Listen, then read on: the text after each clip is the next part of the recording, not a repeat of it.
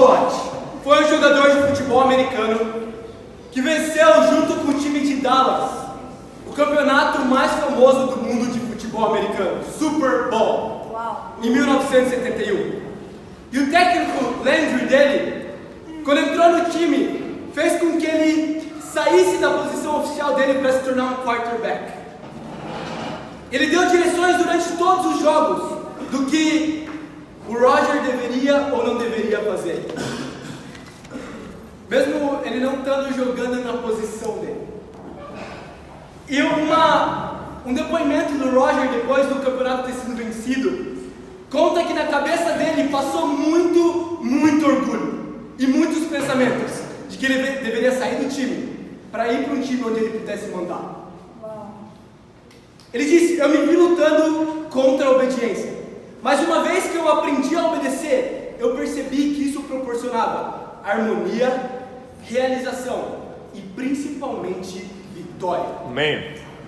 Sabe, outra ilustração boa é de um homem que trabalhava numa floresta do sul dos Estados Unidos e ele soube que o seu cão queimou até a morte no incêndio que aconteceu na floresta onde ele trabalhava.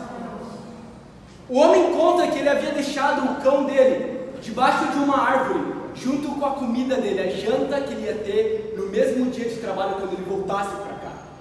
E no depoimento ele também contou: eu sempre tive que ter medo com o que eu mandava ele fazer, porque eu sempre sabia que ele iria obedecer.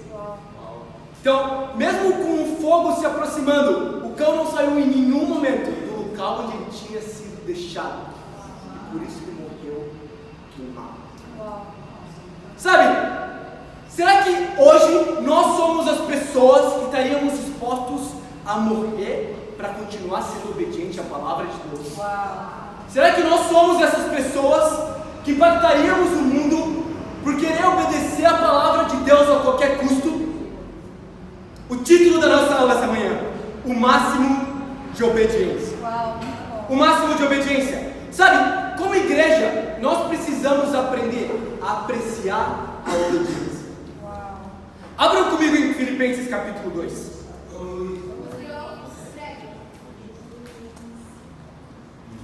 Vamos.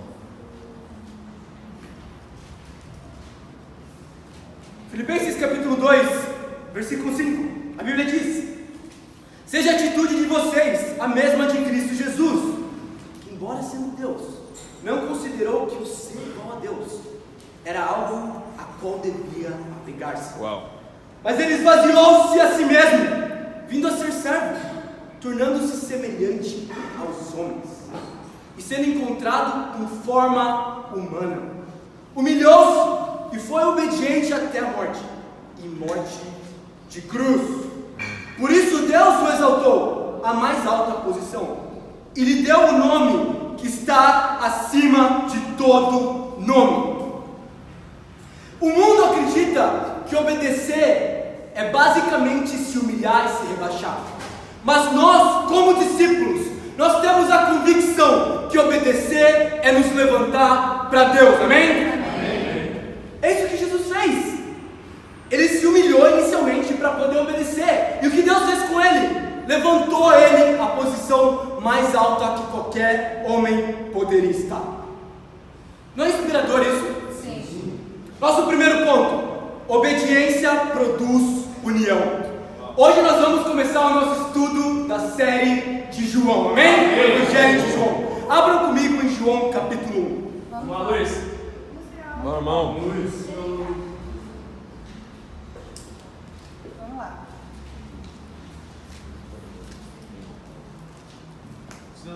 João capítulo 1. Talvez vocês estejam pensando: nossa, João capítulo 1 é uma escritura batida, não é? Já li várias vezes.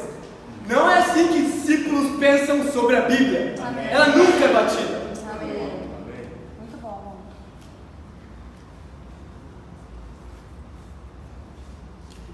Versículo 1. A Bíblia diz: no princípio era aquele que é a palavra. Ele estava com Deus e era Deus. Ele estava com Deus no princípio. Todas as coisas foram feitas por intermédio dele. Sem ele, nada do que existe teria sido feito. Nele estava a vida, e esta era a luz dos homens. A luz brilha nas trevas, e as trevas não as derrotam. Primeiro ponto: obediência produz união. Amém. Primeiro ponto importante a se entender, para começar a ler João, é entender qual o significado dessa palavra. A Bíblia diz: no princípio, aquele que é a palavra. A priori, para o português, isso nem significa nada. Aquele que é a palavra. Dá uma definição pela definição. Então a gente precisa entender o que era a palavra, para o contexto das pessoas que estavam escrevendo isso daqui. Primeiro, João escrevendo para um monte de pessoas com uma identidade judaica e com uma identidade grega, que tinham entendimentos diferentes da palavra. Mas a palavra significa basicamente do grego, ela foi traduzida de uma palavra no grego chamada logos. Então a palavra do grego vem de logos. Só que, como eu falei, por conta dos diferentes contextos, o termo logos proporcionava um sentido diferente para os judeus da época e outro sentido diferente para os filósofos gregos da época. Por exemplo, para os judeus, eles acreditavam que os termos mais pessoais para se referir a Deus eram utilizando o termo logos. Então, quando eles falavam a respeito de Deus, eles literalmente usavam no lugar de Deus a palavra logos. Então, Deus era igual à palavra de Deus. Se você olhar algumas antigas versões em hebraico do Antigo Testamento, uma escritura, por exemplo, do Antigo Testamento, somente para exemplificar para vocês, Êxodo 19 e 17, vocês podem olhar depois. Diz: Moisés tirou as pessoas do acampamento para encontrar com Deus. Nessas antigas versões, a Bíblia diria: Moisés tirou as pessoas do acampamento para encontrar com a palavra de Deus, com logos. O que eles acreditavam ser Deus da mesma forma. Nesse contexto, nós precisamos entender essa mentalidade dos judeus, de considerar que Deus era exatamente a mesma coisa que a sua palavra. Amém. Por outro lado, a visão dos gregos. Eles acreditavam que essa tal de palavra, esse logos, era basicamente o que punha ordem no mundo. Ou seja, a partir do momento que o homem conseguiu se comunicar, ele conseguiu estabelecer relações sociais, estabelecer formas de direcionar o mundo para um lugar que pudesse fluir em conjunto. Basicamente, produzir organização. Então, na cabeça dos filósofos gregos, logos era aquilo que praticamente produzia ordem na terra e tirava o mundo do caos. Logo, o que produzia a vida também. Mas o interessante é que gregos e judeus tinham visões que no final das contas eram verdade. Eles são parcialmente verdade. Mas aqui o que João está falando, em uma simples palavra, no início do livro dele, é a verdade completa. Que sim, logos é a mesma coisa que Deus. A palavra era Deus. Sim. Mas não só isso. O mesmo logos, a palavra, é aquilo que põe ordem no mundo. Aquilo que permite que todas as coisas continuem em funcionamento. E essa é a palavra de Deus. Sabe, pela obediência, Jesus havia unido a palavra de Deus, o Filho de Deus, o Deus Pai e o Espírito Santo, cumprindo tudo que estava previsto nas Escrituras. Amém? Amém. Sabe, um exemplo muito bom, muito simples para mim, é pensar na sociedade. Nós vivemos no Brasil. Tem algumas pessoas que não são do Brasil aqui. Amém. Mas, amém, a gente vive no Brasil ainda assim. O que nos une como cidadãos brasileiros são as leis que estão debaixo do país Brasil. Todos nós nos unimos a partir do momento que nós aceitamos viver debaixo das mesmas regras, a obedecer aos mesmos mandamentos. E o que nos une ao redor do mundo, diversos países, são leis não nacionais, mas internacionais, que permitem que países controversos e diferentes também possam ter um tipo de relacionamento. Isso acontece o tempo todo no mundo. Obediência às regras impostas. Sabe, o que nos une como igreja é a obediência à palavra de Deus. Amém. Não é impressionante isso? A Bíblia está aqui para justamente ser o que no mundo acontece o tempo todo. união entre as pessoas por um motivo maior. Mas aqui não é como uma lei feita por homens, é como a própria lei de Deus. E isso nos une para sempre. Vamos continuar lendo a partir do versículo 6. A Bíblia diz: surgiu um homem enviado por Deus, chamado João. Ele veio como testemunha para testificar acerca da luz, a fim de que por meio dele todos os homens crescem. Ele próprio não era luz, mas veio como testemunha da luz. Estava chegando ao mundo a verdadeira luz, que ilumina todos os homens. Aquele que é a palavra estava no mundo, e o mundo foi feito por intermédio dele, mas o mundo não o reconheceu. Veio para o que era seu, mas os seus não o receberam. Contudo, aos que o receberam, aos que creram em seu nome, deu-lhes o direito de se tornarem filhos de Deus, os quais não nasceram por descendência natural, nem pela vontade da carne, nem pela vontade de algum homem, mas nasceram de Deus. Aquele que é a palavra tornou-se carne e viveu entre nós. Vimos a sua glória como do unigênito vindo do Pai, cheio de graça e de verdade. Amém? Amém. Então aqui a Bíblia, João, interessantemente, na minha visão, faz uma analogia com o que a gente vê no Antigo Testamento. No Novo Testamento, o próprio Deus habitando por meio da figura de Jesus, no meio do povo, dando oportunidade para que toda pessoa o pudesse buscar. No Antigo Testamento, enquanto o povo vivia tantos momentos fugindo e se refugiando, Deus estava na presença deles por meio da tenda do encontro. E aqui, o que Deus faz é habitar de uma nova forma, mas ainda assim habitar com as pessoas.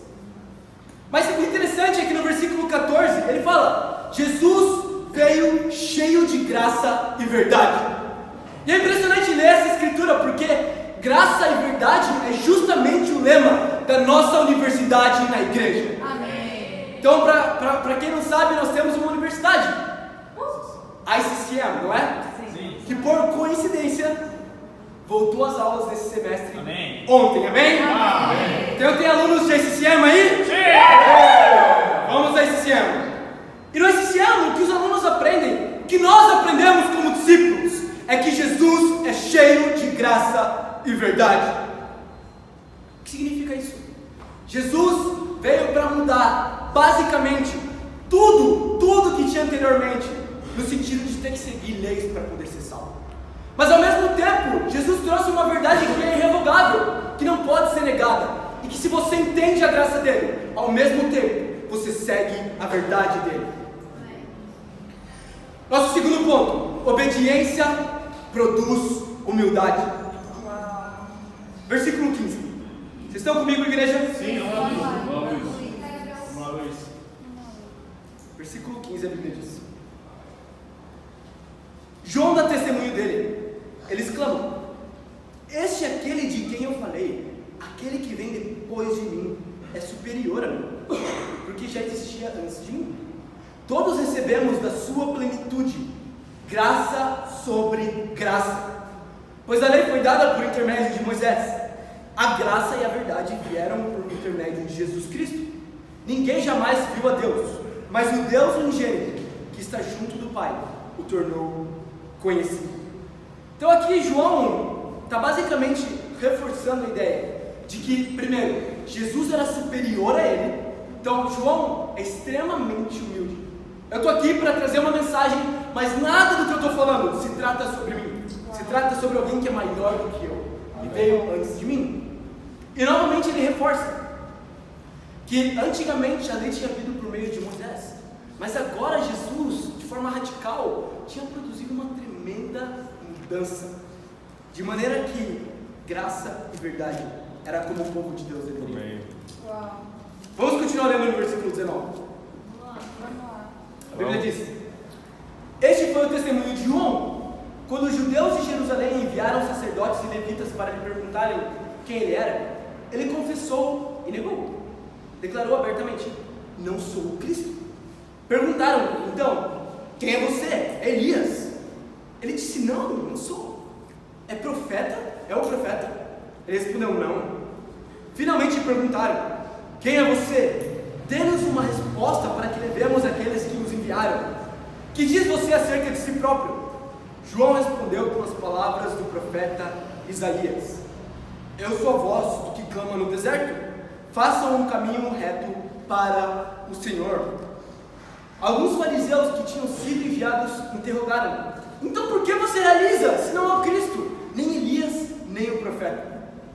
Respondeu João: eu batizo com água, mas entre vocês está alguém que vocês não conhecem. Ele é aquele que vem depois de mim, e eu não sou digno de desamarrar as correias de sua sandália. Tudo isso aconteceu em Betânia, outro lado do Jordão, onde João estava batizando. Então é interessante estudar essa passagem, porque depois de João começar a se humilhar de certa maneira para elevar a Cristo, o que ele continua falando é responder ao interrogatório que basicamente religiosos estavam fazendo para ele. E é interessante porque, se você nota bem a passagem, você percebe que João não dá respostas diretas para o que eles perguntavam. Por que você está fazendo isso? E ele desviava da pergunta. Ele falava: porque eu sou o cara da Escritura. Isso não é uma resposta por si só. Isso não é uma justificação. Depois ele perguntou: mas por que você faz isso então, se você nem é o Cristo? E ele falou: eu batizo com água, e vai ter alguém que vai ser maior do que eu e vai batizar entre vocês. O interessante é que João Batista, há controvérsias nisso, é uma crença pessoal minha. Eu acho que existe brecha para acreditar nisso. Eu acredito que João não entendia por completo por que ele estava fazendo o que ele tinha que fazer. Porque, de fato, ele não justifica o porquê ele tinha que fazer. Mas o interessante é que a humildade que João tinha permitia que ele fizesse a qualquer custo a vontade de Deus. Sim. Sabe, alguém que me ajuda a entender um pouco mais esse conceito que João estava vivendo aqui é o nosso querido soldado Eduardo Brito. Amém. Vamos lá. Eduardinho. Então, por quê? O segundo ponto: obediência produz humildade. Amém. É muito importante entender isso. Quando você precisa obedecer a alguém ou alguma coisa que de fato precisa ser obedecido, nem sempre você vai ter que entender o porquê. Você pode perguntar para ele, como um soldado, quantas vezes ele tem que fazer alguma coisa sem saber o porquê. E iria ter consequências profundas se ele não obedecesse. Assim é a vida como discípulos. Em alguns momentos, você não precisa saber o que você tem que, o porquê fazer o que você tem que fazer. Somente obedecer. Amém. Muitas vezes o que Deus quer é criar um coração humilde nos nossos corações. Prega, Luiz. Amém? Amém. Vamos crescer em humildade. Isso. Nosso terceiro ponto: obediência produz relacionamentos. Amém. Tem alguém procurando por relacionamentos aí? Não é desse tipo de relacionamento que nós falamos. Amém. Vamos continuar no versículo 29. Vamos lá, No dia seguinte, João viu Jesus aproximando-se e disse: vejam, é o Cordeiro de Deus que tira o pecado do mundo. Este é aquele a quem eu me referi quando disse: vem depois de mim um homem que é superior a mim, porque já existia antes de mim. Eu mesmo não o conhecia, mas por isso é que vim batizando com água, para que ele viesse a ser revelado a Israel. Então João deu o seguinte testemunho: eu vi o Espírito descer dos céus como uma pomba e permanecer sobre ele. Eu não teria reconhecido se aquele que me enviou para batizar com água não me tivesse dito: aquele sobre quem você vir o Espírito descer e permanecer, este é o que batiza com o Espírito Santo. Eu vi e testifico que este é o Filho de Deus.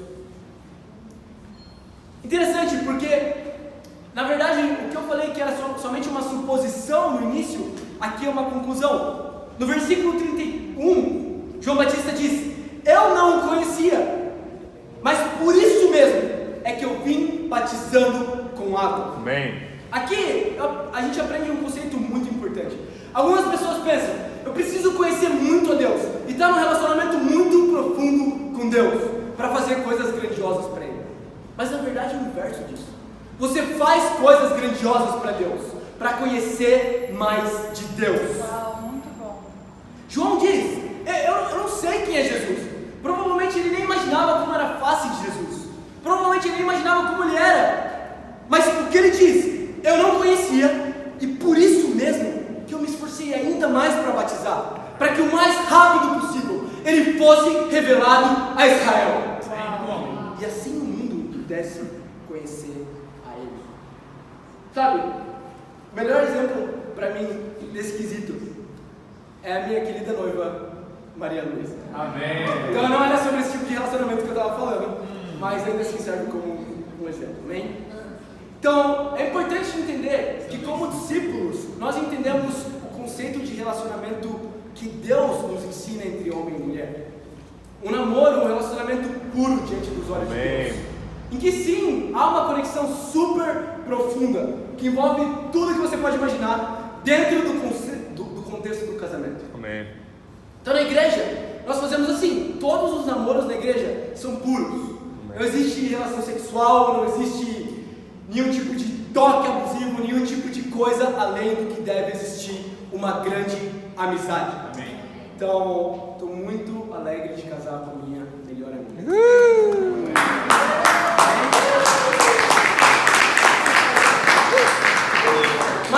Mas a Manu me ensina sobre como obediência pode produzir relacionamento.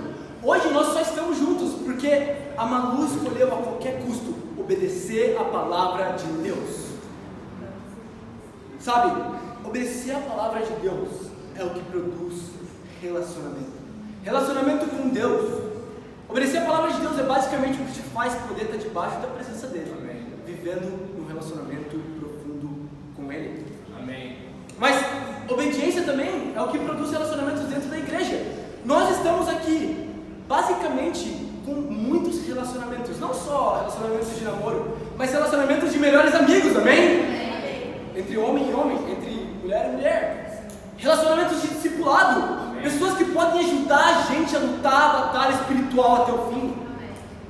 Sabe, eu tenho certeza que obediência produz relacionamentos. Sabe, irmãos, eu quero desafiar vocês. Vocês estão animados para ter um desafio? Precisa ter desafio, não é? Fala, Luiz. A palavra de Deus nos desafia. Eu quero desafiar vocês a nessa semana viver o máximo de obediência na palavra de Deus. Amém. Pensa isso, na prática, como é isso? O que significa isso? Significa que se alguém te mostrar Mateus 28, 18 ao 20, você vai ter que ser evangelístico durante a sua semana. Amém. Significa que se alguém te mostra uma escritura para ser humilde, você vai ter que ser humilde. Amém. Significa que se alguém te mostra para não seguir seus sentimentos, você vai escolher não seguir os seus sentimentos. Amém? Obrigado. Meu desafio, diante de todas as facetas de desafios que você vê nesse ano, toma a decisão de obedecer ao máximo a palavra de Deus. Ouve o seu discipulador, ele foi colocado aí por Deus, não por homens, para cuidar da sua vida. Discipulador, ouve a pessoa que você discipula, foi colocado do seu lado também para te ensinar coisas. E vamos ter cada vez melhores relacionamentos para Deus, amém? Amém. Em conclusão, irmãos, somente parte do capítulo 1 de João. Nós aprendemos a importância da obediência. Nós precisamos nos esforçar para obedecer ao máximo a palavra de Deus. À medida que nós fazemos isso, nós entendemos que a obediência produz união. E dessa maneira nós vamos ser cada vez mais unidos como igreja. Sim. À medida que nós entendemos isso, nós vamos ser cada vez mais humildes por meio da obediência. Cada vez que nós entendemos mais profundamente isso, nós vamos ser mais obedientes para ganhar relacionamentos. Amo vocês e para Deus seja toda a glória. Amém.